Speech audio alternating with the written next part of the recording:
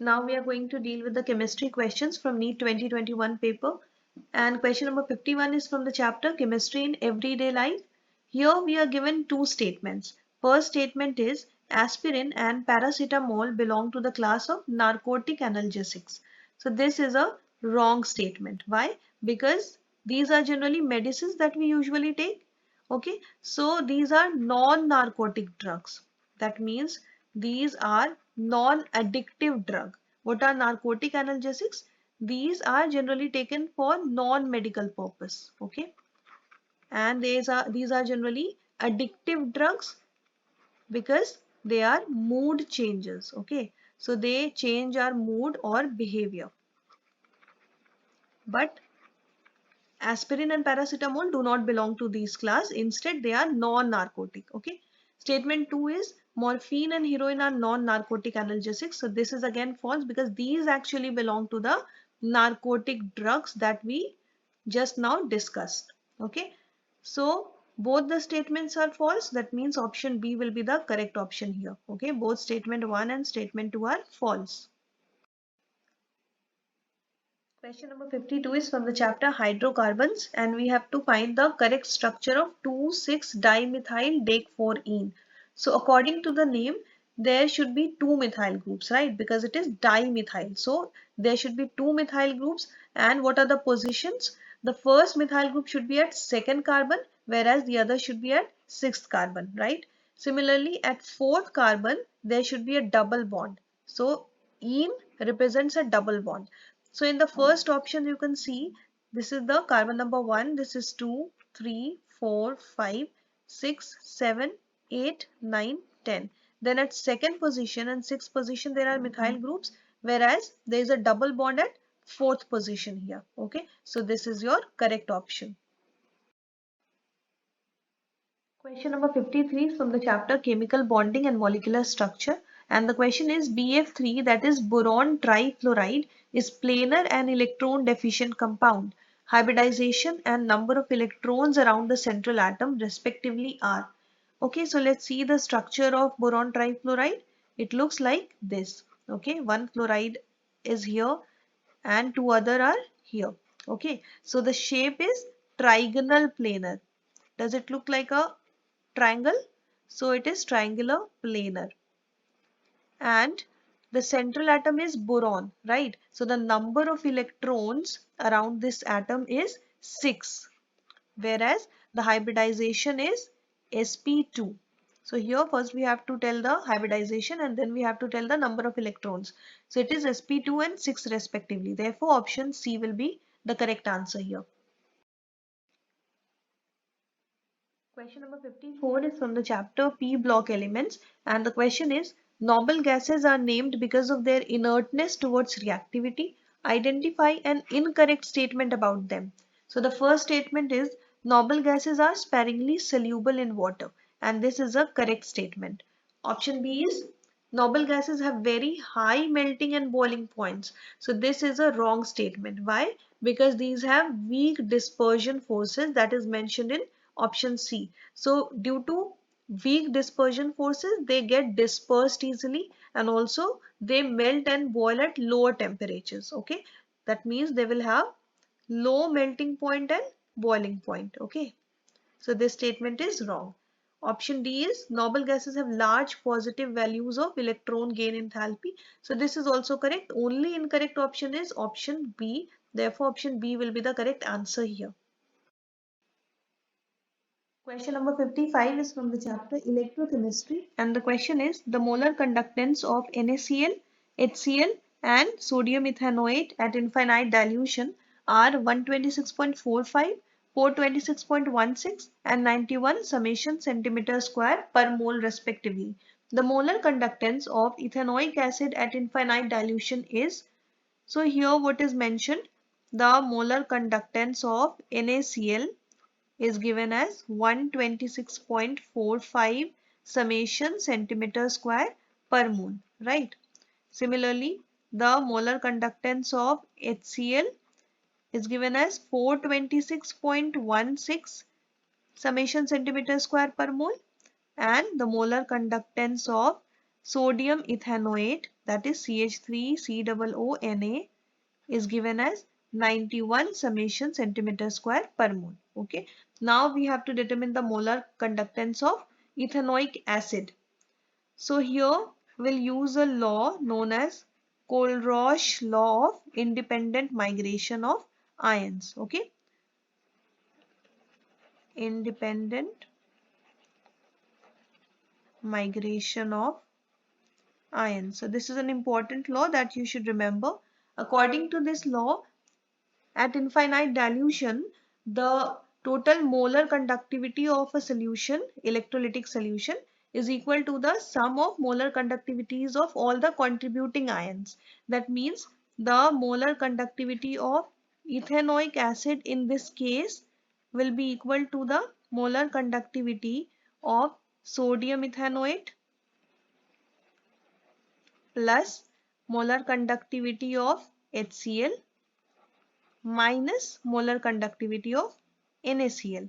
Okay. So here all these are mentioned in the question. What is the molar conductivity of sodium ethanoate? It is 91. Okay. So 91 plus HCl is 426.16. So let's put this value here. Minus NaCl is 126.45 and the unit is summation centimeter square per mole. Now if we solve this part, we'll get the answer 390.71 summation centimeter square per mole. So it will be the molar conductivity of ethanoic acid. Okay. So out of the given options, option B will be the correct answer here. Question number 56 is from the chapter Surface Chemistry and the question is the right option for the statement Tyndall effect is exhibited by is options are NaCl solution, glucose solution, starch solution and urea solution. So the correct option is option C, that is starch solution. Why? Because starch solution is colloidal in nature. Okay, so these are types of colloids and Tyndall effects are the characteristic features of colloids. Okay. Whereas other options such as NaCl, glucose and urea are true solutions. Okay. What do you mean by true solution? When you dissolve common salt, that is NaCl, in water, what do you see? You will see very clear solution, right? So they are true solution and these are homogeneous in nature.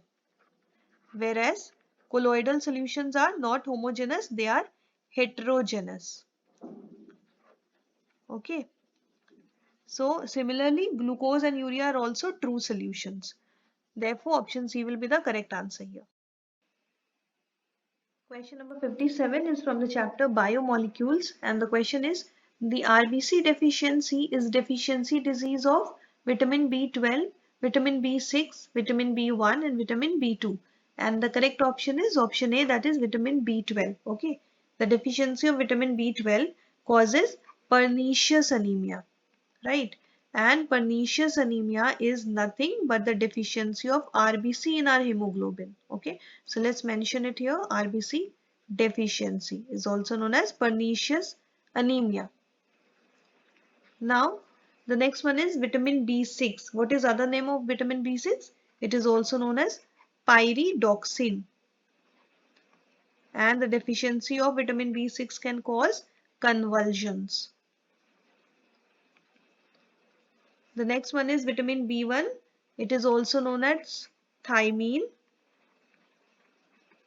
and its deficiency can cause beriberi.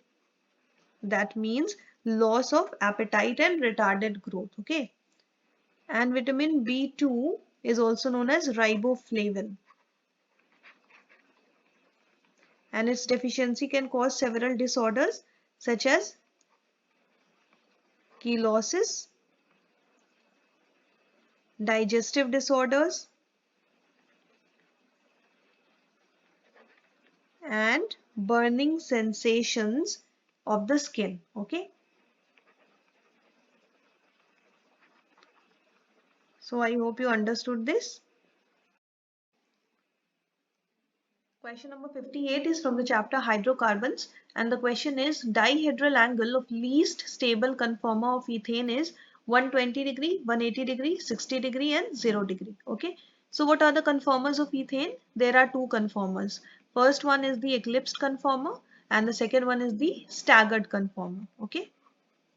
Now how do we represent these conformers in two dimension? A dot is used to represent the front carbon and the long lines attached to this dot represent the hydrogen atoms attached to the front carbon. Okay. So similarly, here also there will be a dot that will represent carbon and the long lines will represent hydrogen atoms attached to it. Okay.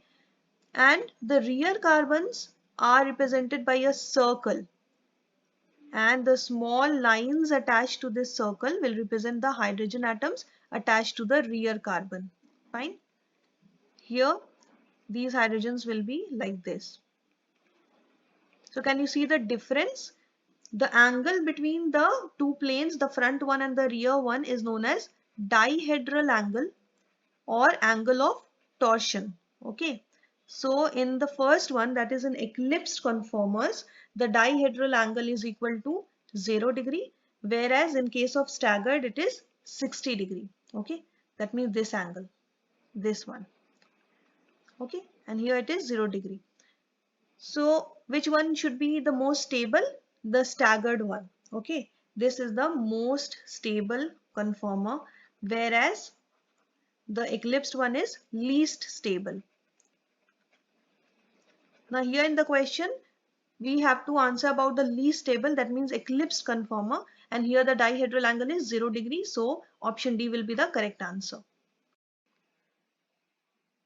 Question number 59 is from the chapter D and F block elements, and here we have to find out the incorrect statement out of the given options. So the first one is actinoid contraction is greater for element to element than lanthanoid contraction. So this is absolutely true because actinoids have 5f electrons which have very poor shielding effect. Okay, so due to the poor shielding effect they can easily get contracted, right? Now, the next one is most of the trivalent lanthanoid ions are colorless in the solid state. This is not true. In fact, these are the most diverse in terms of colors. Okay, so they show brightly colored compounds not only in solid state but also in aqueous state. Okay, then option C is lanthanoids are good conductors of heat and electricity. This is also true. Why? Because they have typical metallic structure. Therefore, they are good conductors of heat and electricity. And the last one is actinoids are highly reactive metals, especially when finely divided. So this is also true. So which of the statements is false? Only option B, right? So option B will be the correct answer here. Question number 60 is from the chapter Haloalkanes and Haloarenes, and the question is the major product formed in dehydrohalogenation reaction of 2-bromopentane is pent-2-ene. This product formation is based on Sedzeff rule, Hund's rule, Hoffman rule and Huckel's rule. So the correct option is option A, that is Sedzeff rule. Okay. So what do you mean by dehydrohalogenation? It means the removal of hydrogen halide, right? So in this case, it will be hydrogen bromide that is being removed. Okay. So let's write down the reaction here.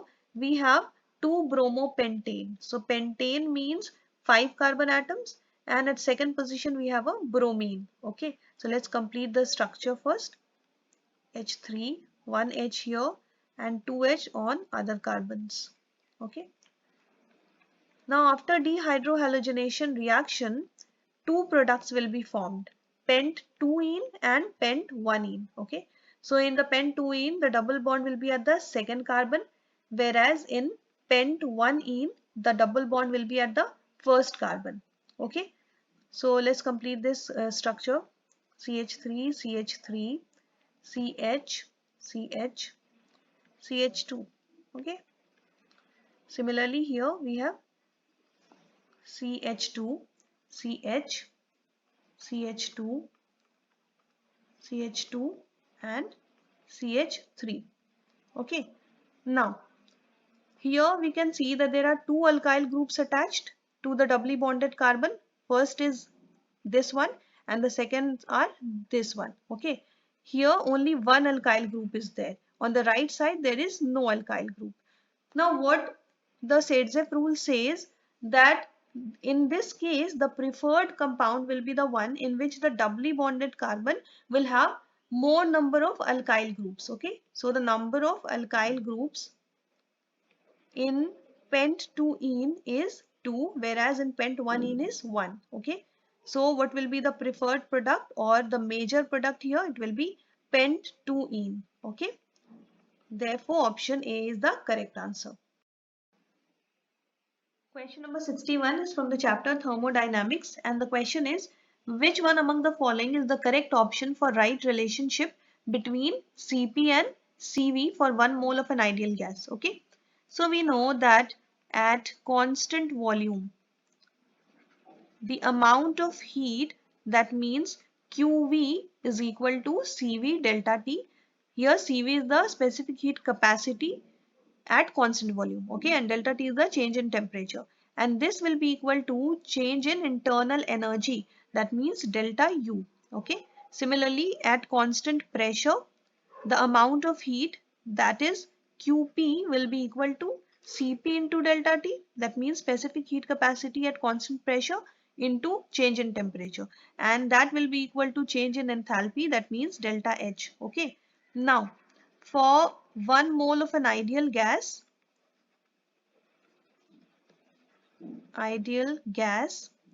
we know that delta H is given as delta U plus delta P into V, that is pressure into volume. Okay, so from here we can put the value of delta H, that is Cp delta T, and delta U is Cv delta T, right? Plus the product of pressure and volume is equal to the product of gas constant and change in temperature, that is R delta T. Okay, so now delta T is on both sides, so it will be cancelled. Here we'll get Cp equals to Cv plus R, right? So we can find out the value of R as Cp minus Cv. Okay, so this is equal to R. So out of the given options, option B is the correct answer here. Okay. Question number 62 is from the chapter polymers, and the question is, which one of the following polymers is prepared by addition polymerization? Okay, so the options are Teflon, Nylon 66, Novolac and Dacron. So the correct option is option A, that is Teflon. Okay, what is the monomer of Teflon? Tetrafluoroethene. Okay, so certain number of tetrafluoroethene get polymerized with the help of a catalyst under high pressure. Okay, so high pressure, they get polymerized into Teflon, that is the polymer of tetrafluoroethene. Okay, now it is made by the addition polymerization, whereas other options, that is nylon 66, Novolac and Dacron, are made by condensation polymerization. Okay, condensation polymerization.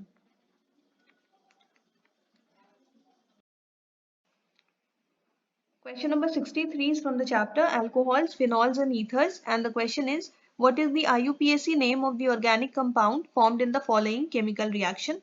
So this is the chemical reaction. First, acetone is reacting with ethyl magnesium bromide in the presence of dry ether. So this is the first reaction, and in the second reaction, the intermediate will be hydrolyzed. Okay, so let's write down the structure of acetone. It is written as CH3, C double bond O, CH3, right?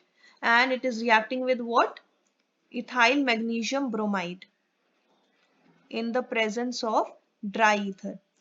So this ethyl magnesium bromide is nothing but the Grignard reagent. Okay, so here what will happen first, this pi electron here will move to the oxygen, making the oxygen partially negative. So this oxygen will develop a partially negative charge, whereas this carbon will become partially positive. Got it? Now this Grignard reagent has ethyl part as the negative part and magnesium bromide part as the positive part.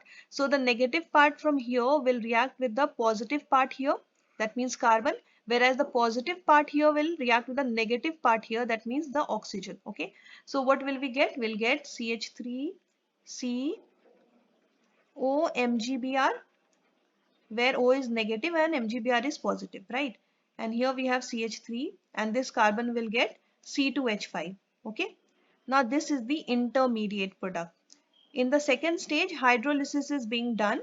So here this MgBr will be replaced by the hydrogen atom here, hydrogen ion here. So we'll get CH3COH, and here we'll write this ethyl part this side, okay, by expanding it. So CH2CH3, and here we'll write CH2 so that it is easy to name it, okay. So the longest chain is this one, that means it has 4 carbons, so the root word will be but or butan. And at the second position we have an OH, so butan 2 all. And also you can see at the second carbon we have a methyl group, so 2 methyl butan 2 all will be the correct answer. That means option D is the correct answer here, okay. Question number 64 is from the chapter Chemical Bonding and Molecular Structure, and here we have to match list 1 containing some compounds with the correct option in list 2 having shapes associated with the compounds. Okay, so the first one is PCl5, that is phosphorus pentachloride. Okay, so its shape is like this. This is P, one chlorine atom here, one chlorine here, one here, and two chlorine atoms this side. Okay, so the hybridization is sp3d, whereas the shape is trigonal bipyramidal. Okay, so this shape is known as trigonal bipyramidal. That means the correct match for A is number 4. Okay, this one. And the second one is sulfur hexafluoride, that is SF6. So let's draw this. This is sulfur, one fluorine here, one here, then diagonally this side, similarly diagonally two fluorine this side. Okay, so in this case the hybridization is sp3d2, whereas the shape is octahedral. Okay, so the correct match for B will be number 3, octahedral. Okay, now the third one, that means number C, is bromine pentafluoride. Okay, so this is the bromine atom. Now diagonally 2 fluorine this side, similarly diagonally 2 fluorine this side, 1 fluorine at the bottom, and at the top it will have a lone pair of electron. Okay, so these electrons will repel the fluorine atoms to this side. That means the hybridization will be sp3d2, but the shape will be square pyramidal. Okay, that means the correct match for C is number 1. Now the last one is boron trifluoride, that is BF3. So here this is the boron atom, this is fluorine, and two fluorine atoms this side. Okay, so the hybridization is sp2 and the shape is trigonal planar. So what will be the correct match for D? It is number 2. So the given option, out of the given options, the correct one will be option A, right? Question number 65 is from the chapter Organic Chemistry, Some Basic Principles and Techniques. And the question is, which one of the following methods can be used to obtain highly pure metal which is liquid at room temperature? Options are electrolysis, chromatography, distillation, and zone refining. And the correct option is option C, that is distillation. Okay. So what happens during distillation? A mixture of liquids containing liquids having different boiling points is boiled. Then the liquids with different boiling points will vaporize at different rate, and therefore it is easy to collect them separately. Okay. So this way the liquids having low boiling points such as mercury, zinc, etc. are also purified through distillation. Okay. And mercury, zinc, etc. are some of the examples that remain liquid at room temperature. Okay. Now what is electrolysis? It is a process in which direct electric current is used to drive a non-spontaneous reaction. Okay, drive non-spontaneous reaction, chemical reaction. Okay. Now chromatography, it is nothing but technique to separate mixture that is dissolved in its fluid solvent. Okay.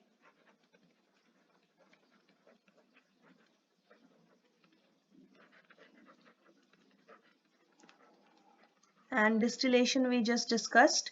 What is zone refining? It is a process of purification of crystalline solid. Purification of crystalline solids, especially the semiconductors or metals, by causing narrow molten zone. Narrow molten zone. Okay. Why are these molten zone important? Because here they can travel easily. Alright, now move to question number 66. It is from the chapter hydrocarbons. And the question is, the major product of the following chemical reaction is. So this is the chemical reaction and it is an example of addition reaction. Okay, what is being added here? Hydrogen bromide. Also, the reaction is taking place in the presence of a peroxide. And whenever a reaction takes place in the presence of a peroxide, then which rule is followed? Markovnikov's rule is followed. Okay. Have you heard of this rule? According to this rule, in doubly bonded carbons, the hydrogen get added to that carbon which has lesser number of hydrogen. So suppose this is carbon number 1, this is carbon number 2. So which of the carbons has lesser number of hydrogen?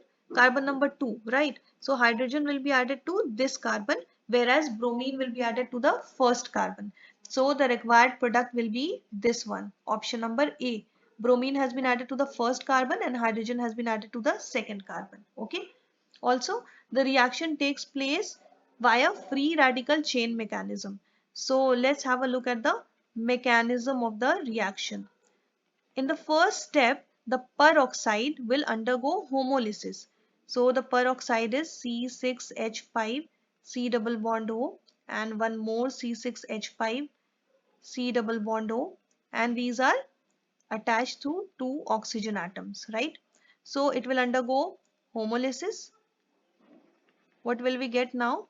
Here we'll get 2C6H5 C double bond O, here O as free radical. Okay, so this whole part is a free radical, out of which CO2 will be removed as carbon dioxide. So we will get 2C6H5 free radical plus carbon dioxide. Okay. Now, in the second step, what will happen? This free radical C6H5 will react with the hydrogen bromide. Again, homolysis will be done. So, I am writing HL for homolysis. Okay. And then we'll get C6H5 plus bromine radical. So, this time bromine has become the free radical. Okay. Now let's have a look at the third step. In this step, this free bromine radical will react with the reactant. So what was our reactant? CH3, CH3, here CH, CH, double bond, CH2, right? So it will be reacted with bromine free radical, and then this bromine will get attached to the first carbon. So we'll get here CH3, CH3, CH, CH, CH2, Br, right? Bromine has been attached to the first carbon and this total part is the free radical right now. Okay. And it is a more stable secondary free radical, you can say. Now the last step is when this whole free radical will again react with hydrogen bromide. Okay. So suppose I'm writing reactant here. Okay. I'm not writing the full structure. It will further react with hydrogen bromide and further homolysis will be done. Okay. So here we'll get the final product, that is CH3, CH3, CH, CH2, CH2, Br. That means hydrogen has been added to the second position now. Okay. I hope you understood this. Question number 67 is from the chapter Hydrogen, and the question is, tritium, a radioactive isotope of hydrogen, emits which of the following particles? Beta, alpha, gamma and neutron. So the correct answer is option A, that is beta particles. Okay. So we know that hydrogen has three isotopes. First one is the protium and it is written as hydrogen 1 1. Okay, second one is the deuterium. It is written as hydrogen 1 2, and the third one is the tritium. Okay, it is written as hydrogen 1 3. That means its mass number is 3. Atomic number are same for all, but mass number are different. Okay, so the only tritium, the last one, is radioactive, and it emits which particles? Beta particles. Okay, also its half life is 12.33 years. Okay, is the half life.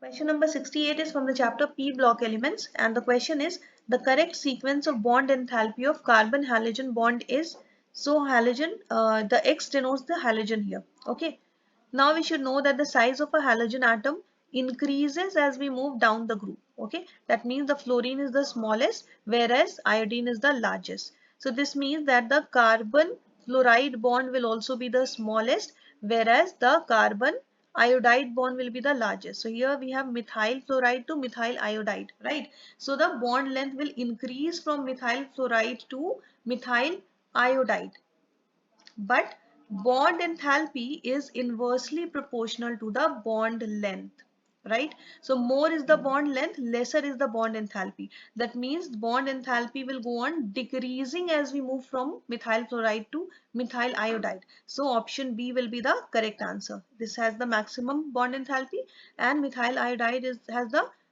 least bond enthalpy. Okay.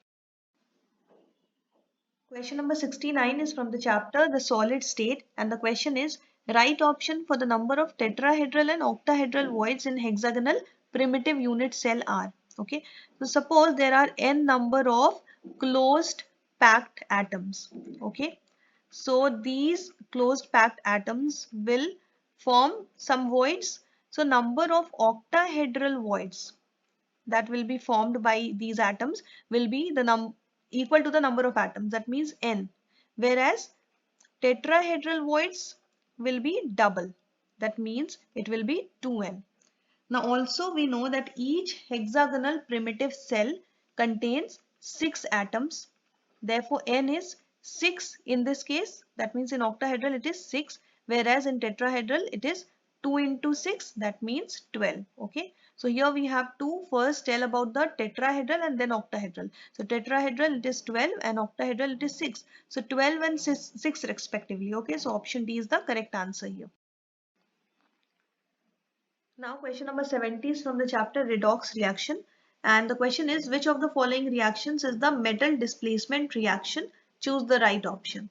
So what is metal displacement reaction? In this reaction, a less reactive metal is displaced by a more reactive metal. Okay, so let's write it down. Less reactive metal is displaced by a more reactive metal. Okay, now let's have a look at the given options. First one is not a displacement reaction, rather it is a decomposition reaction. Okay, decomposition reaction. Similarly, the last one is also an example of decomposition reaction. Now out of B and C, we see that both are the examples of displacement reaction, but in the third one ferrous is displacing hydrogen here. Okay, so hydrogen is being displaced, which is not a metal. So this is displacement reaction but not a metal displacement. But in option B, the metal, that is chromium, is being displaced by the aluminium. So this is an example of metal displacement reaction. Okay, therefore this option B is the correct answer here.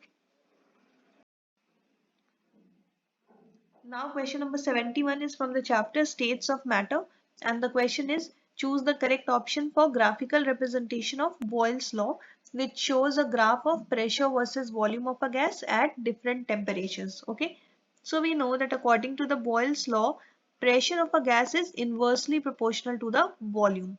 That means the product of pressure and volume is constant and is represented by the letter K. Okay. Also, K is equal to N into R into T, where N is the number of moles, R is the gas constant, and T is the temperature. Okay. So first, since P and V are inversely proportional, therefore the graph should be a rectangular hyperbola, something like this. Okay. Similar to the one given in option A. But here, as the value of P into V will increase, the graph will move up. Okay.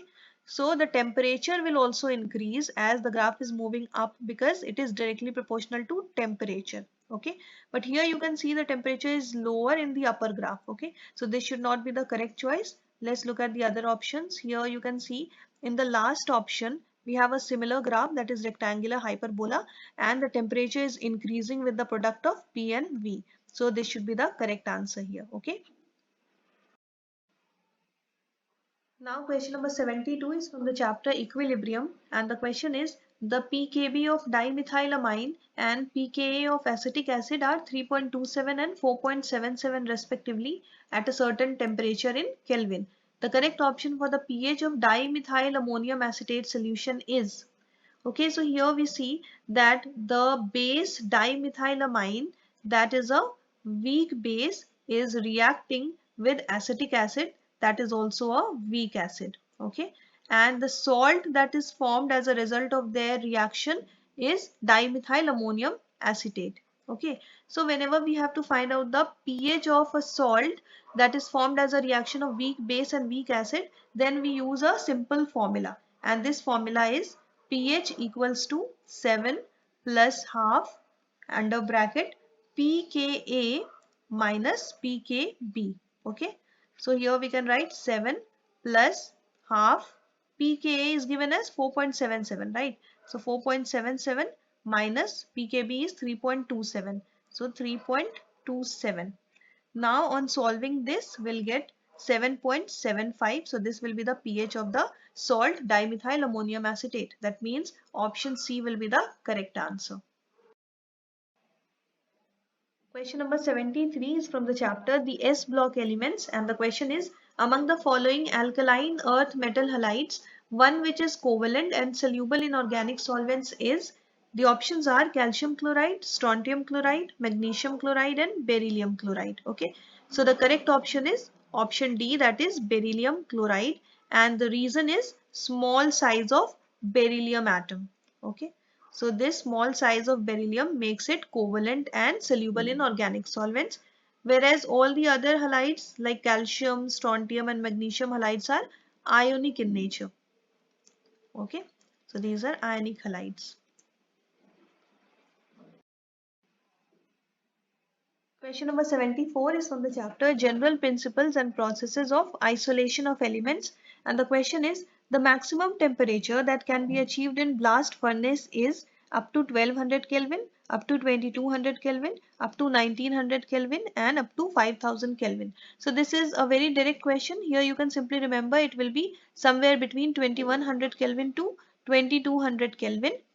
But here in the options 2200 Kelvin is mentioned, therefore option B will be the correct answer. Okay, so what is a blast furnace? It is a smelting furnace in the form of a tower, and it is chiefly used to separate iron from its mixture. Okay, iron from its mixture. Here, a blast of hot compressed air can be introduced from the bottom of the furnace. Therefore, the temperature of the furnace is very high and it is highest in the bottom part, okay, which can be up to 2200 Kelvin.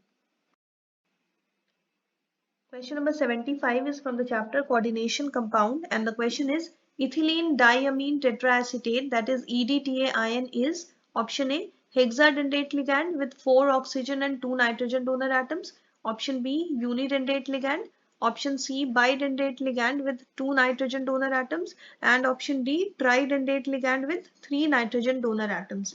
So the correct option is option A, that is hexadentate ligand with 4 oxygen and 2 nitrogen donor atoms. So we'll see the structure of EDTA to see how is this answer correct. So ethylene, that means 2 carbon are there. So CH2, CH2, both are attached to a nitrogen. with lone pair of electron. Okay, then each nitrogen contains the group CH2 C double bond O O minus. Okay, CH2. So two such groups are there in each nitrogen. So CH2 C double bond O O minus. Similarly CH2 C double bond O O minus. So how many sites are present here in which it can, through which it can bind? So first one is this. So oxygen, where oxygen will act as the donor atom. Similarly here also oxygen will act as the donor atom. So how many? Four sites are there where oxygen can act as the donor atom, and two sites are there where nitrogen can act as the donor atom. So two sites here. So 4 plus 2 is 6. That means it is hexadentate ligand which can bind at 6 sites. Got it? Now we have question number 76 from the chapter solutions, and the question is, the following solutions were prepared by dissolving 10 grams of glucose in 250 ml of water. The pressure is P1. 10 grams of urea in 250 ml of water, the pressure is P2, and 10 grams of sucrose in 250 ml of water with the pressure P3. So the right option for the decreasing order of osmotic pressure of these solutions is, okay, so first of all, let's write down what is mentioned in the question. We have three solutions, right? Let's write them as S1, S2 and S3. So what is solution 1? It is prepared by dissolving 10 grams of glucose in 250 ml of water. Okay. And solution 2 is made by dissolving 10 grams of urea in 250 ml of water. Similarly, solution 3 is prepared by dissolving 10 grams of sucrose in 250 ml of water, right? Now we have to find out the osmotic pressure. So the osmotic pressure, I'm writing OP in short, is given as I into C into R into T. So C is the molar concentration, R is the gas constant, T is the temperature. So we can say that the osmotic pressure is directly proportional to the molar concentration of the solution, right? Now molar concentration is given as number of moles of solutes divided by volume of the solution, right? So here volume of the solution is same for all, that is 250 ml, right? That means the molar concentration will be directly proportional to the number of moles. Also we know that the number of moles is given as given mass of the solute divided by molar mass. Okay, so given mass is also same. Okay, it is given as 10 grams for all of them. That means number of moles will be inversely proportional to the molar mass. Therefore the molar concentration will also be inversely proportional to the molar mass. Okay, so here we have to consider the molar mass only. So according to the molar mass, we know that the molar mass of sucrose is greatest out of the given options. Okay, then molar mass of glucose, and the least is the molar mass of urea. Okay, and we know that the molar concentration is inversely proportional. Therefore molar concentration, that is C, will be greatest for urea, then glucose, and then sucrose, right? And similarly this osmotic pressure is directly proportional to molar concentration, so this will also be same. That means greatest for urea, and urea was solution 2, so here we'll write P2 because the pressure is P2. And then glucose was solution 1 and its pressure is P1, so P1. And then lastly P3. Okay, so which option will be the correct one? P2, then P1, then P3, right? So it will be option A. Got it? Alright, now question number 77 is from the chapter the P block elements, and here two statements are given. According to the statement 1, acid strength increases in order given as hydrogen fluoride, then hydrogen chloride, hydrogen bromide, and lastly hydrogen iodide. That means hydrogen iodide has the most acidic strength. Okay. Statement 2 is, as the size of the elements from fluorine, chlorine, bromine, iodine increases down the group, the bond strength of hydrogen fluoride, hydrogen chloride, hydrogen bromide and hydrogen iodide decreases, and so the acidic strength increases. So actually both the statements are true. Okay, so we know that in the modern periodic table, the size of the halogen atom keeps on increasing as we move down the group. So suppose this is fluorine, this is chlorine, this is bromine, and this is iodine. Okay, so the size is increasing. Now if it is bonded with hydrogen, so the size of hydrogen is same. That means the bond length of hydrogen halide bond will also keep on increasing as we move down the group, right? So bond length increases from fluorine to iodine. Now we know that the bond length is inversely proportional to the bond enthalpy. Therefore, the bond enthalpy will keep on decreasing from fluorine to iodine. Okay, and less bond enthalpy means the bond will be broken easily. So the acidic strength will also increase. Okay,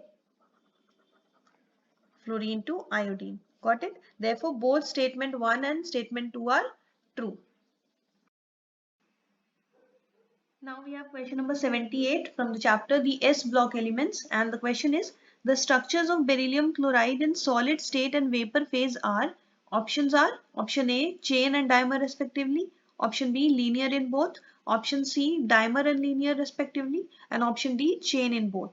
So the correct option is option A, that means chain in solid and dimer in vapor phase. Okay, so let me show you the structure in solid and vapor phase. So first of all, in solid state, beryllium chloride exists like this. So chloride bridge are there,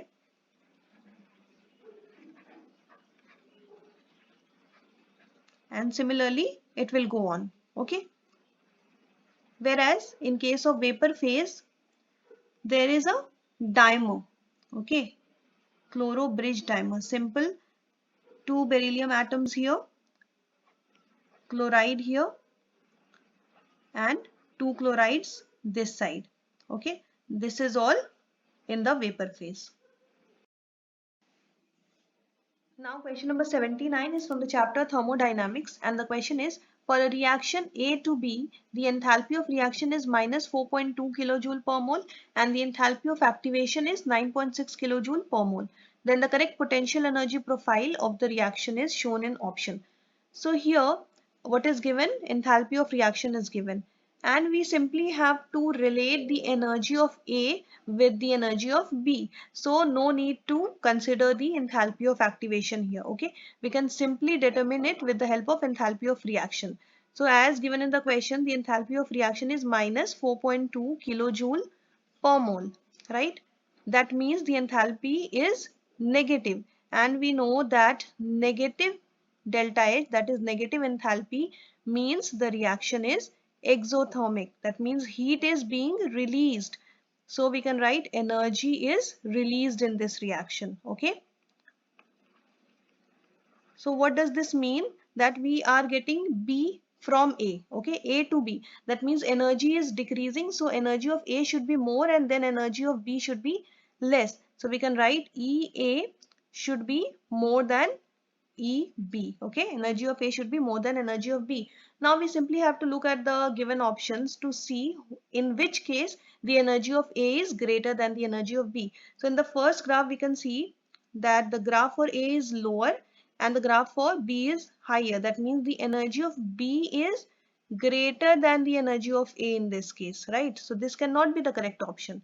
Now in the second one, the energy of A is greater because A is on the upper part. So here energy of A is greater than energy of B. So this can be a correct option, but let's have a look at other options as well. In the option C, the energy of A and B are same, right? So this also cannot be the correct answer. Here EA is equal to EB.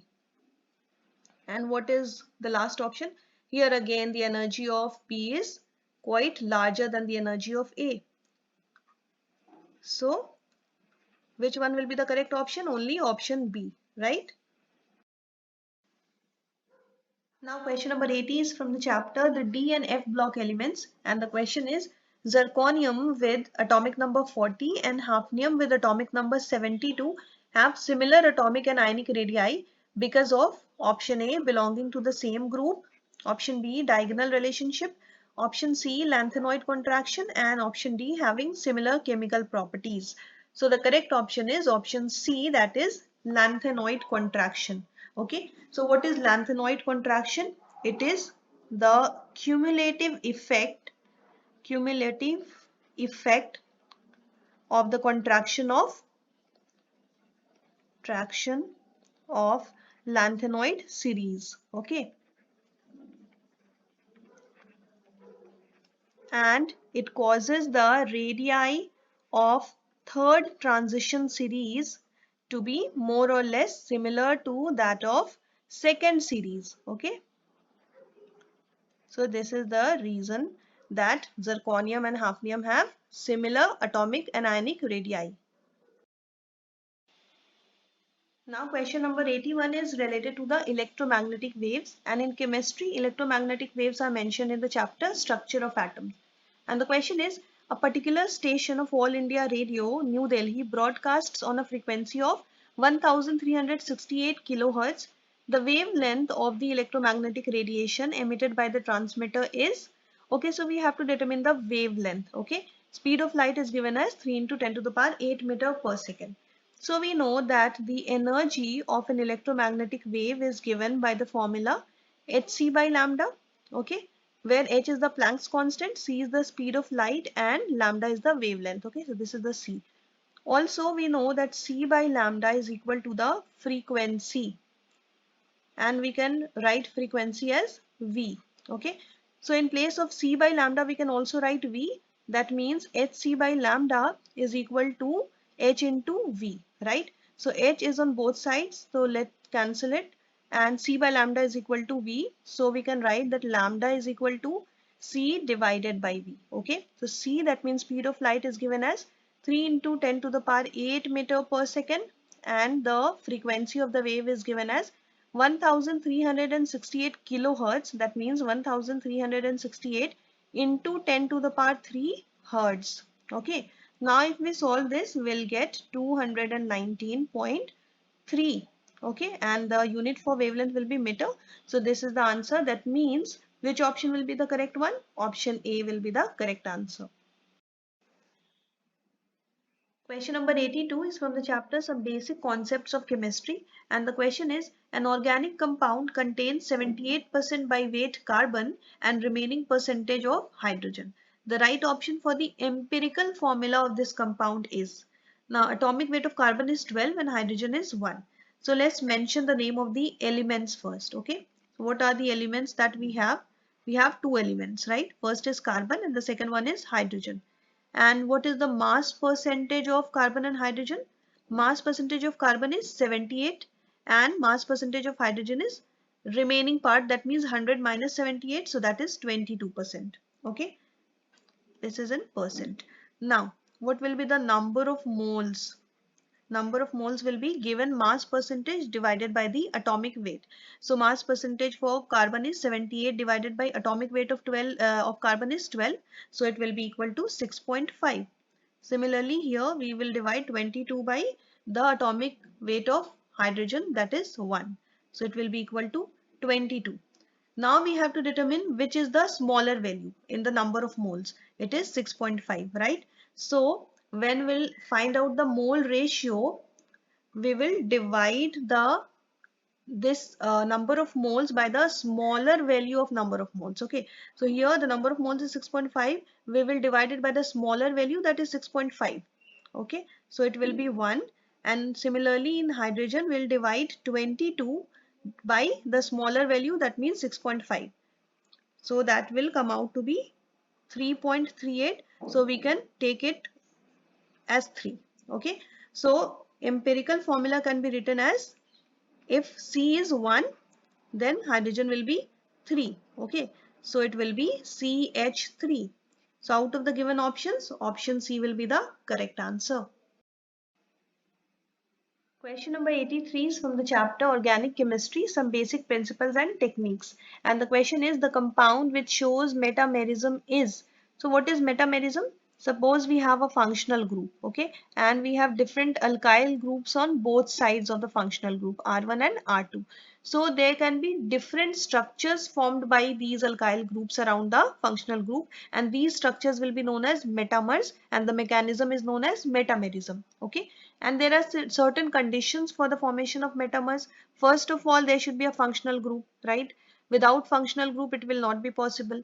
And then second condition is that the minimum number of carbons should be 4. Okay, it can be more than 4 as well. So here in the options you can see that in option B and C the number of carbons is 3 only. That means it is less than 4. Therefore it is not possible to form metamers here. Okay, now out of the options A and D, in option A you can see it is simple alkane, that is pentane. Okay, so no functional group is there. So without functional group, is it possible? No. So it is not possible because there is no functional group. And in the last option it is possible, therefore it is correct answer here. Let's see what kind of compounds it can form.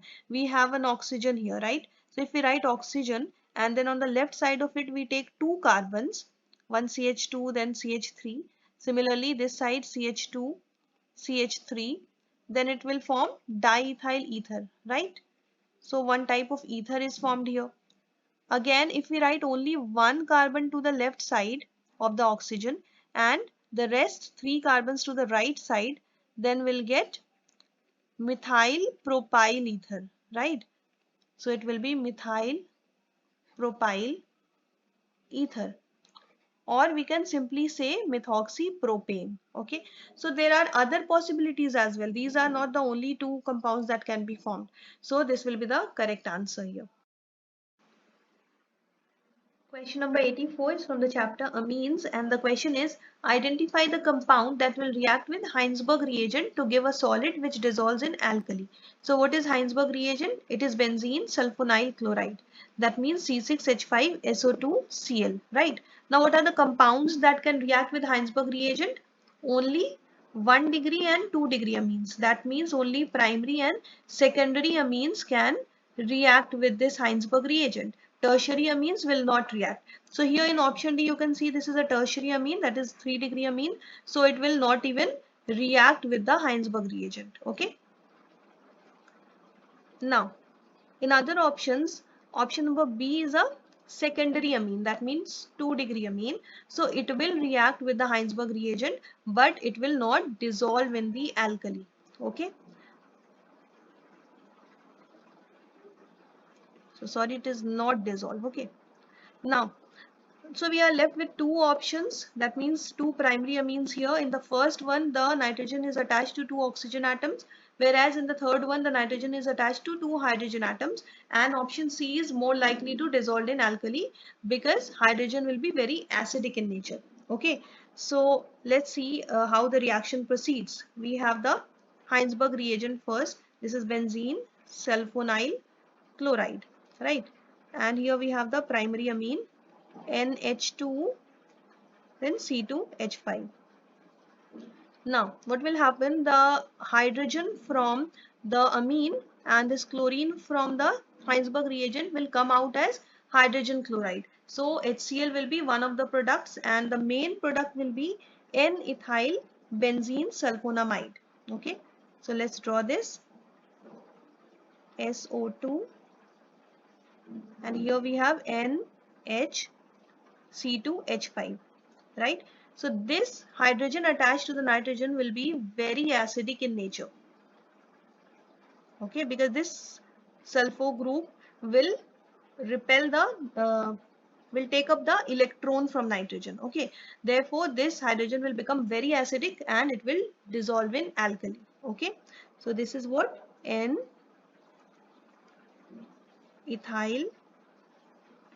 benzene sulfonamide.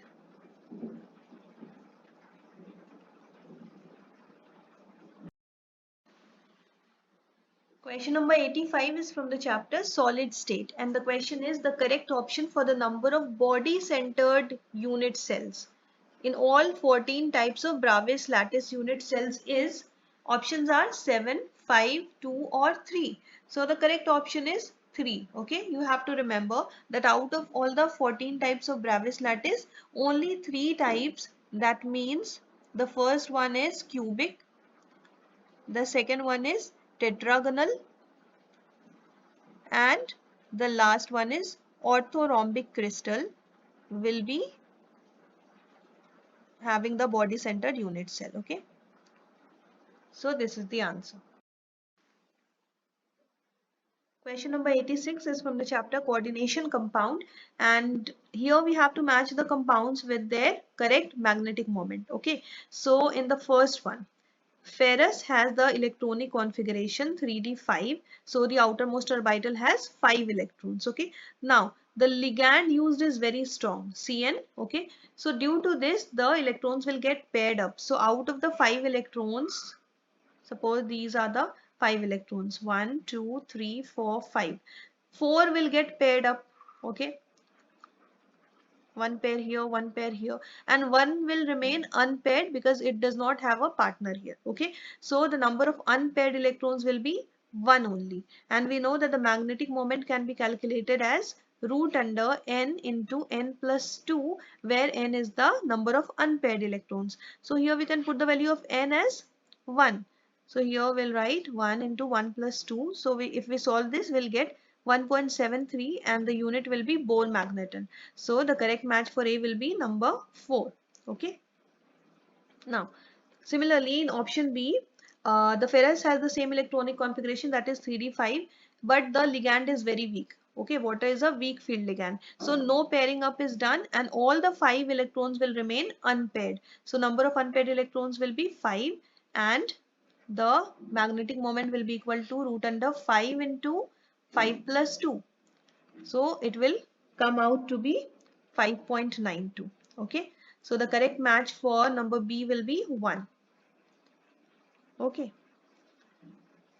And then the third one is FeCN6 4 minus. So using the similar method, we can find out here the number of unpaired electrons will be 0 because the ligand is very strong, and all the here 6 electrons will be there in the outermost orbit, and all will get paired up. So no electron will remain unpaired. So number of unpaired electron will be 0, and the magnetic moment will be equal to 0. Okay. So the correct match for C will be number 2. Similarly, for D, the number of unpaired electrons will be 4, and the magnetic moment will be equal to root under 4 into 4 plus 2. So here if we solve this, we'll get 4.90. Okay. So the correct match for D will be number 3. Okay. So which will be the correct option? Option D. Okay. Question number 87 is from the chapter States of Matter, and the question is, choose the correct option for the total pressure in atmosphere. That means atmospheric pressure in a mixture of 4 gram of oxygen and 2 grams of hydrogen confined in a total volume of 1 liter. Okay, so the total volume is 1 liter at 0 degrees Celsius. Now the R constant is given as 0.082 liter atmosphere per mole per Kelvin, and temperature is 273 Kelvin. Okay, so here what is the number of moles of oxygen? It is given mass by molar mass, right? So here the given mass is 4 grams, and the molecular mass of oxygen will be 32 because atomic mass is 16. So 2 oxygen are there, so 2 into 16 will be 32. So here it is equal to 1.8. Similarly, number of moles of hydrogen will be equal to given mass, that is 2 grams, divided by the molecular mass of hydrogen, that means 1 into 2, so 2. So it will be equal to 1. Okay. Now, what will be the total number of moles? N total will be the sum of these. That means 1 by 8 plus 1. So it will be equal to 9 by 8. Okay. Now, we know that P into V is equal to N into R into T. Okay. P is the pressure. So here we are taking the total pressure, volume, then N is the number of moles. So here this is total number of moles of oxygen as well as oxygen plus hydrogen. R is the gas constant and T is the temperature. Okay. So let's put the value. Total pressure is unknown. We have to find it out, right? And total volume is given as 1 liter. it is mentioned in the question. So it is 1. Total number of moles is 9 by 8. The gas constant is given as 0.082. 0.082 into temperature is 273 Kelvin. Okay. So what will be the total pressure? If we solve this, we'll get 25.18 atmosphere. Okay. So out of the given options, option C will be the correct answer. Question number 88 is from the chapter Aldehydes, Ketones and Carboxylic Acids. Here we are given a reaction in which sodium salt of carboxylic acid is the reactant and ethane, that means an alkane, is the product along with sodium carbonate. Okay, so it is an example of decarboxylation reaction.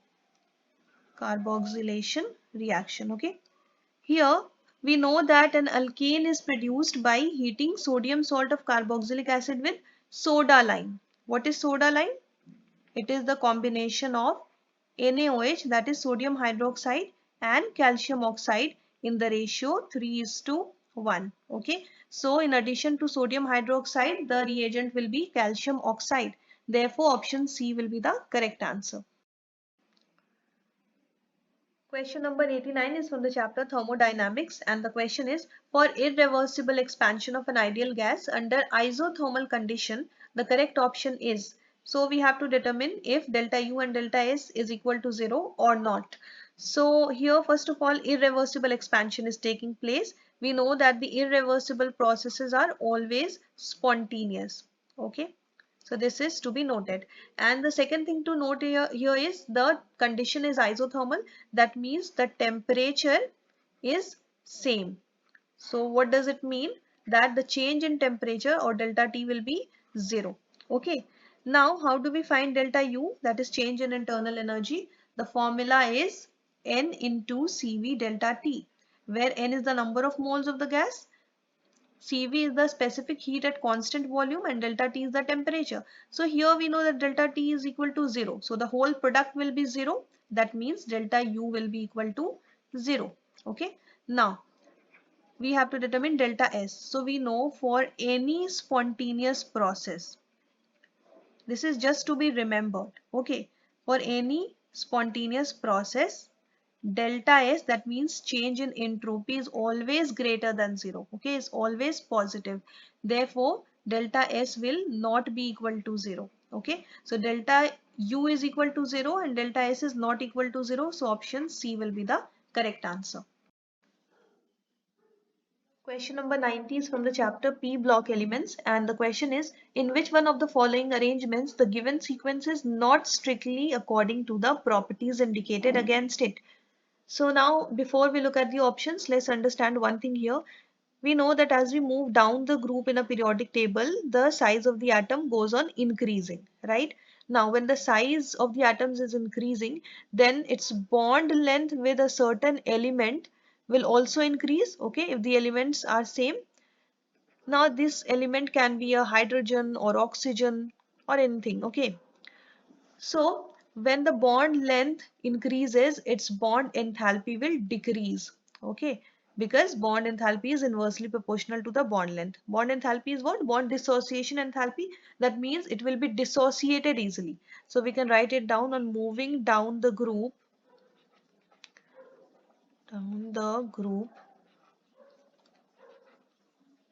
Bond length increases, therefore bond enthalpy decreases.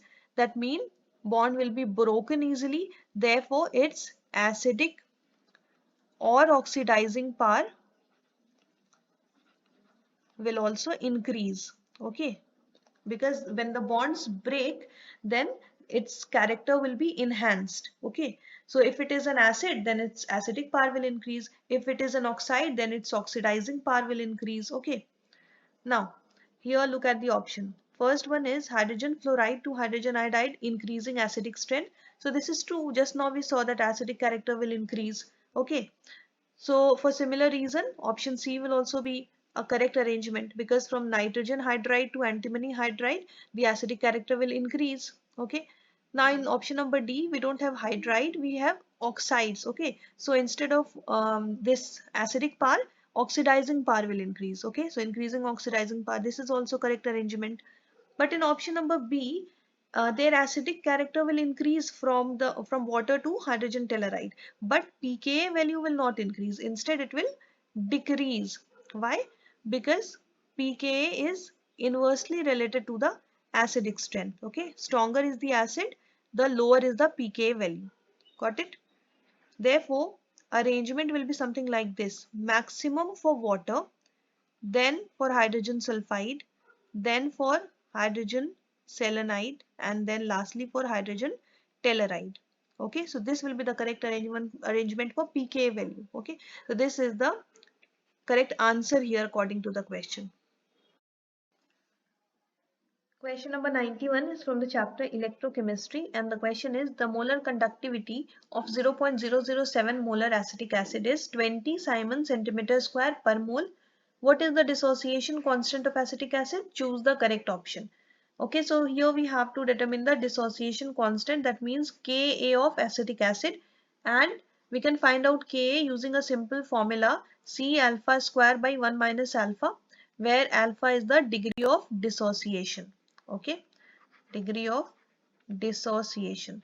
So if we know the value of alpha, then we can easily find Ka, but right now we do not know the value of alpha, so first we'll find it out. Okay, alpha is equal to lambda m, that means molar conductivity at a certain concentration, divided by lambda naught m, that means molar conductivity at infinite dilution. Okay, so here at a certain concentration, that means 0.007 molar concentration, and in this case is 20 Simon centimeter square per mole. But we do not know what is the molar conductivity at infinite dilution. So we will also find it out using the Kohlrausch law of independent migration of ion. Okay, so according to the Kohlrausch law, the molar conductivity at infinite dilution is equal to the sum of molar conductivities of individual contributing ions. That means molar conductivity of hydrogen ion plus molar conductivity of acetate ion. Okay, so both these values are already mentioned in the question. The molar conductivity of hydrogen ion is 350 and the molar conductivity of acetate ion is 50. So the total molar conductivity of the solution at infinite dilution will be 400 and the unit will be Simon centimeter square per mole. Okay. So here we can write 400. Now on solving this we'll get 1 by 20. So now we know the value of alpha. So we can put the value of alpha in this equation. Okay. So what will be Ka? It will be C alpha square by 1 minus alpha. That means C is the molar concentration. So here it is mentioned at 0.007 molar. So alpha is 1 by 20. That means 1 by 20 square, and in the denominator we have to write 1 minus alpha, and since alpha is very small quantity, so we can just ignore it, it will be just 1. That means we can simply write the upper part or the numerator part. Okay, so here in place of 0.007 we can write 7 into 10 to the power minus 3 and into 1 by 4 into 10 to the power minus 2. Okay, it can be written like this. Now if we solve this, we'll get 1.75 into 10 to the power minus 5. Okay, so the correct option should be 1.75 into 10 to the power minus 5. But here I think there is some misprint in the options because two options are same. So one of the options should be 10 to the power minus 5. So that will be the correct answer. Okay. Question number 92 is from the chapter Chemical Kinetics, and the question is: the slope of Arrhenius plot ln K versus 1 by T of first order reaction is minus 5 into 10 to the power 3K. The value of EA of the reaction is. Choose the correct option for your answer. Okay, so here the slope, that means the value of M is mentioned as minus 5 into 10 to the power 3K. The value of R is also given and we have to find out the value of EA. Okay, so let's first write down the Arrhenius equation. Okay, according to the Arrhenius equation, K is equal to A into e to the power minus EA by RT. Okay, now if we write ln on both sides, then it will be ln K equals to ln of this whole part, that means ln A plus ln e to the power minus EA by RT. Okay, so now we can write ln K equals to ln A plus we know that ln of E having some power will be equal to the power. Okay, so it will be minus EA by RT. Okay, so can we write it like this? Ln K equals to ln A minus EA by R 1 by T. Okay, this can be written like this. So if we draw the graph for this equation, that means ln K versus 1 by T, then this part minus EA by R will be the slope, that is small m. Okay, so we know that slope, that is small m, is equal to minus EA by R, and here in the question it is mentioned that the slope is minus 5 into 10 to the power 3 K. Okay, so we can find out the value of EA. First minus minus are cancelled, so EA will be equal to R into 5 into 10 to the power 3, and the value of R is 8.314. So 8.314 into 5 into 10 to the power 3. So here we'll get 41.57 into 10 to the power 3, and the unit will be joule per mole. So this 10 to the power 3, it can be written as 41.57 kilojoule, okay, per mole. So the correct option will be option A. Question number 93 is from the chapter Aldehydes, Ketones and Carboxylic Acids, and the question is the product formed in the following chemical reaction is. So this is the reactant, and the reaction is taking place in the presence of sodium borohydride. So we should remember one thing, that sodium borohydride is a reducing agent. Okay, and what does it do? It reduces the carbonyl group into alcohol. So C double bond O will be converted into COH bond. Okay, so here we have two carbonyl groups. This is the first and this is the second one. Okay, so another thing that we have to remember, that sodium borohydride does not reduce esters. Okay, so whenever there is ester, then it will remain unaffected. So here you can see the first carbonyl group is part of an ester, so it should not be affected. Only the second carbonyl group, that is attached to the ring, should be affected. Okay, so here look at the options. In the first one, the first carbonyl group has also been affected, so this cannot be the correct answer. Okay, esters should not be affected. In the second one also, ester has been affected. Again, this cannot be the correct answer. Even in the third one, ester is affected, so it cannot be the correct answer. Okay, and the last one, you see the ester is unaffected, only this carbonyl group has been affected, and here we can see OH group instead of double bond O. Okay, so this should be the correct answer.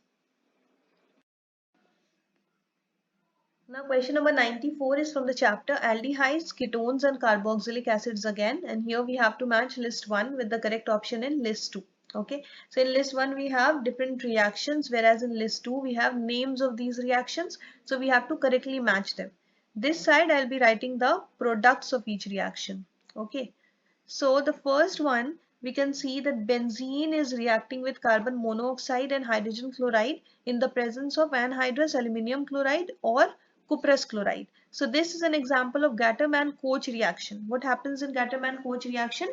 Benzene or any of its derivatives react with carbon monoxide and hydrogen chloride in the presence of anhydrous aluminium chloride or cupric chloride to give a benzaldehyde or its derivatives. So in this case, the product will be benzaldehyde. Okay, so CHO group will be added here. Okay, now the correct match for A will be number 2, right?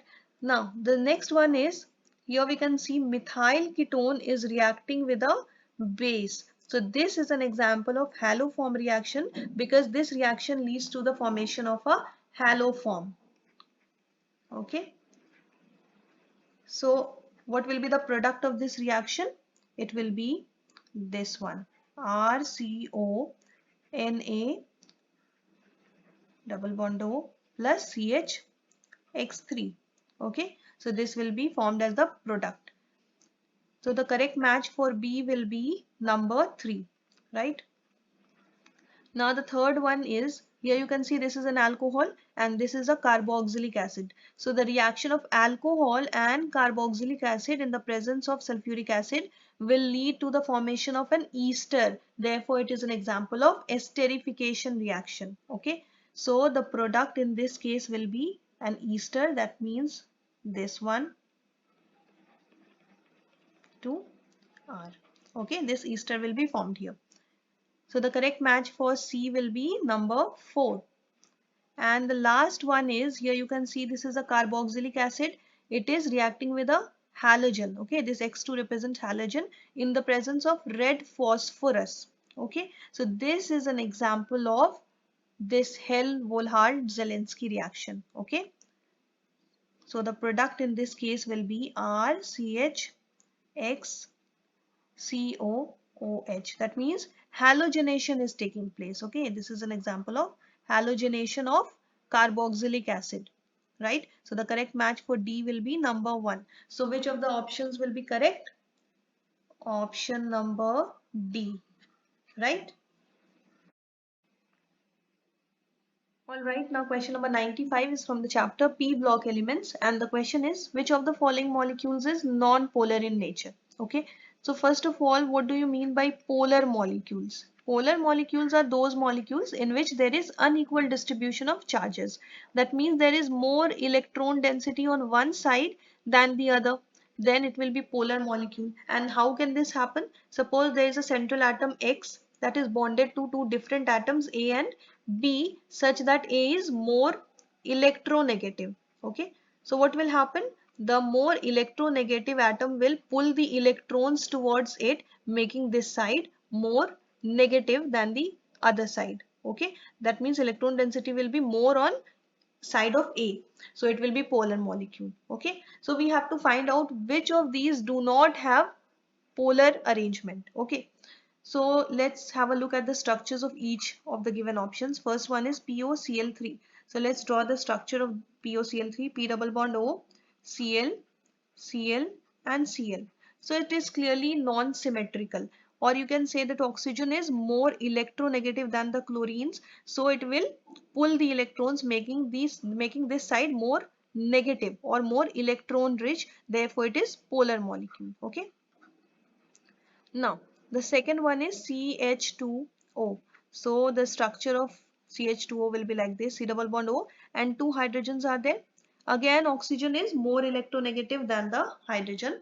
Therefore, it will be polar molecule again, right? Now, the third one is antimony pentachloride. Here, central atom is antimony, and this side chloride, one chlorine here, again one chlorine here and one chlorine here. Okay, so all the atoms are same. That means all the bonded atoms have same electronegativity. Therefore there will not be unequal distribution of charges, so it will be non-polar in nature. Got it? And the last one is NO2. Here, nitrogen is a central atom. Now we know that it has two oxygen. So oxygen has the same electronegativity, but here one oxygen is doubly bonded, the other is singly bonded. Okay. So singly bonded oxygen will pull the electron towards this side. Therefore, again it will be polar molecule. So the only non-polar molecule is antimony pentachloride. That means option C is the correct answer. Now question number 96 is from the chapter Classification of Elements and Periodicity in Properties, and the question is, from the following pairs of ions, which one is not an isoelectronic pair? So isoelectronic pair means having same number of electrons. Okay, so we have to find out which of the given pairs does not have equal number of electrons, right? So for that we'll try to find out the number of electrons in each of the given species or ions. So the first one is O2 minus and F minus. So O2 minus, we know that the number of electrons in oxygen is 8, and here we have 2 minus, that means 2 negative have been added, okay, or 2 electrons have been added. So it will be 8 plus 2, so it will be equal to 10. Okay. Similarly for fluoride ion, we know that the number of electrons in fluorine is 9 and 1 minus is there. That means 1 negative has been added. So 1 electron has been added. So 9 plus 1 will be 10 again. So they both have 10 number of electrons. So these are isoelectronic. Okay. Now, in the next one we have sodium ion and magnesium ion, Na plus and Mg2 plus. Okay, so the number of electrons in sodium atom is 11 and here we have 1 plus charge. That means 1 negative has been removed or 1 electron has been removed. So 11 minus 1 will be equal to 10. Got it? Now in Mg2 plus we know that the number of electrons in magnesium is 12 and here we have 2 plus, that means 2 negative has been removed. So 12 minus 2 is equal to 10. Again they have same number of electrons. So these are also isoelectronic in nature. Okay. Now we come to the third one. Here we have manganese ion Mn2 plus and Fe3 plus. Okay. So in Mn2 plus the number of electrons will be 25 minus 2 because 2 positive means 2 negative have been removed or 2 electrons have been removed. So 23. Okay. And Fe3 plus will be 26 minus 3, that means 23 again. So again they have same number of electrons. So these are also isoelectronic in nature. Now we come to the last one. We have Fe2 plus. So we know Fe, that means iron, has 26 electrons and 2 plus means 2 have been removed. So it is 24. And in Mn2 plus, right now we just saw it is 23. Okay, so it is 23. So this time the number of electrons is not same. Okay, so these are not isoelectronic. Got it? So the answer will be option D. These are not isoelectronic pair. Question number 97 is from the chapter States of Matter, and the question is the correct option for the value of vapor pressure of a solution at 45 degrees Celsius with benzene to octane in molar ratio 3:2 is, and it is given that at 45 degrees Celsius the vapor pressure of benzene is 280 millimeter Hg and that of octane is 420 millimeter Hg. Also we have to assume that the gas is ideal. Okay. So here let's suppose that benzene is A and octane is B. So here we have the molar ratio of benzene to octane, that means Na to Nb is given as 3:2. Now suppose that the number of moles of benzene is 3 and the number of moles of octane is 2, then the total will be 3 plus 2, that means 5. Okay, so in that case what will be the molar fraction of benzene? So it will be molar fraction of A will be equal to 3 by 5, whereas molar fraction of B will be 2 by 5, right? Now here we can simply find out the pressure of the solution using the formula P naught A into the molar fraction of A plus pressure of B into molar fraction of B, right? So here pressure of A at 45 degrees Celsius is given as 280 millimeter Hg. So it will be 280 into molar fraction of A was 3 by 5. So it is 3 by 5 plus the pressure of B, that means octane, is 420 into molar fraction of octane is 2 by 5. Okay, so now we can solve this. So on solving this part, we'll get 168 and on solving this part, we'll get 168 again. So here in the answer, we'll get 336 and the unit will be millimeter of Hg. Okay, so this will be the answer. That means option C will be the correct answer. Question number 98 is from the chapter Environmental Chemistry, and here we have to match the reactions mentioned in list 1 with the environmental issues that they are associated with. Okay, so let's have a look at the first one. Here we can see that sulfur dioxide is reacting with oxygen to give sulfur trioxide, and this is the case of tropospheric pollution. What happens in the presence of pollutants? Sulfur dioxide is converted into sulfur trioxide, which is harmful because it is very corrosive to metals as well as tissues. Okay, so let's write it down: metals and tissues. Also it can cause eyes and skin burns. Okay, now the correct match for A will be number 4. The next one is number B. Here HOCl, that means hypochlorous acid, is absorbing the sunlight. HV is the energy of the sun, and it is getting converted into the radicals, OH radical and chlorine radical.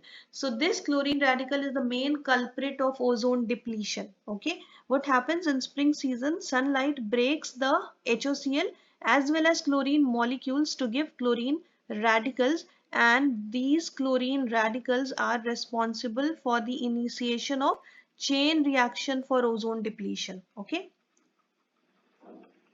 reaction for ozone depletion. Got it? Now we can write that the correct match for B is number 3, ozone depletion. Now the third one is calcium carbonate reacting with sulfuric acid to give calcium sulfate plus water plus carbon dioxide. So here we know that calcium carbonate is marble, whereas sulfuric acid is one of the components of acid rain. So when acid rain is reacting with calcium carbonate, the calcium carbonate is getting converted into calcium sulfate. And what is the disadvantage of calcium sulfate? It is very soluble in water. It is more soluble than calcium carbonate. Actually, calcium carbonate is not that soluble in water. So, due to being soluble in water, it gets washed away easily. Therefore, it leads to the discoloring and disfiguring of the marble, right? That means the correct match for C will be number 1, acid rain. Now we are left with the last one. NO is absorbing the sunlight to give nitrous oxide and oxygen. Actually, I think it should be NO2 here, but let's see. It is actually chain reaction. Okay. What happens? A chain reaction occurs from the interaction of nitrous oxide with sunlight. Okay, in which this nitrous oxide is converted into nitrogen dioxide first. It again absorbs the sunlight and gets converted into nitrous oxide plus oxygen, and this causes the photochemical smog. Okay, so the correct match for D will be number 2, smog. Okay, so which of the options will be correct one? Here it will be option C. Got it? Alright, now question number 99 is from the chapter amines, and the question is the reagent R in the given sequence of chemical reaction is. So here we can see there are two reactions in this sequence. In the first one, this tribromomino is reacting with sodium nitrite and hydrogen chloride to give disonium salt. Okay, this is the N2 plus Cl minus, the diazo group, and this is disonium salt. That means Ar N2 plus X minus. This is the general formula for disonium salt, where Ar is the aryl group and X can be any negative ion such as chloride ion, bromide ion, hydrogen sulfide, etc. Okay. So now in the second reaction, we can see that the disonium salt is reacting with certain reagent R, after which this diazo group has been removed. So let's write this reaction again. First we'll draw the disonium salt. Okay. This is the aryl group, then N2 plus Cl minus, and then 3 bromine atoms are there, right? Now, if this disonium salt reacts with ethanol, then this diazo group will be removed from here. Okay, and it will be left tribromobenzene. Got it? Now, in addition to this, what else will be present in the product? It will be nitrogen plus acetaldehyde plus hydrogen chloride. Okay, so out of the given options, option B will be the correct. This is the ethanol is the reagent here. And now the last question is from the chapter aldehydes, ketones and carboxylic acids. And the question is the intermediate compound X in the following chemical reaction is. So here we can see that the first reactant is methylbenzene, and it is reacting with chromyl chloride, right? CrO2 is the chromyl group. So it is giving an intermediate X, which on reaction with H3O plus gives an aldehyde. Okay, this is the aldehyde group. So this is simply a Tard reaction. If you have read about this reaction, then you can easily identify this. Okay, So what happens in a tart reaction? Some aromatic compound reacts with chromyl chloride to give a dichromyl complex as an intermediate, which on hydrolysis gives the aldehyde. Okay, so this intermediate should be a dichromyl complex. That means it should contain the chromyl group, that is CrO2 group. Okay, so what will happen here? We have CH3, so 3H are there. In place of 2H, there will be two chromyl groups. Okay, and one C and one H will remain. So which of the options will be correct? Option A. Okay, here you can see one H is there, and in place of two hydrogen, two chromyl groups are present. Okay, so this will be the correct answer.